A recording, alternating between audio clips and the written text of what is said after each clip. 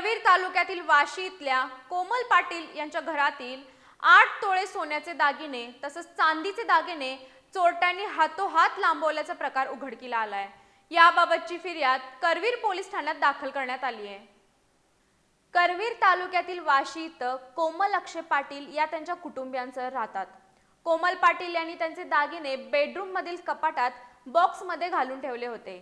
त्यात 3 तोळ्याच्या पाटल्या, 2.5 तोळ्याचं घंटन, 1.5 तोळ्याचा लप्पा, अर्धा तोळ्याची अंगठी आणि अर्ध्या तोळ्याचे टॉप्स असे सोन्याचे दागिने, तर चांदीचा मेखला आणि चांदीची कडं असे एकूण 8 तोळे वजनाचे सोन्याचे दागिने आणि चांदीचे दागिने चोरट्यांनी लंपास केले। दागिने चोरीला गेल्याचं निदर्शनाला येताच कोमल पाटील यांनी त्यांचं घर आणि परिसरात शोधाशोध केली, मात्र त्यांना दागिने आढळले नाहीत। त्यामुळे या प्रकरणी कोमल पाटील यांनी अज्ञात चोरट्यांविरोधात करवीर पोलीस ठाण्यात फिर्याद दाखल केली आहे।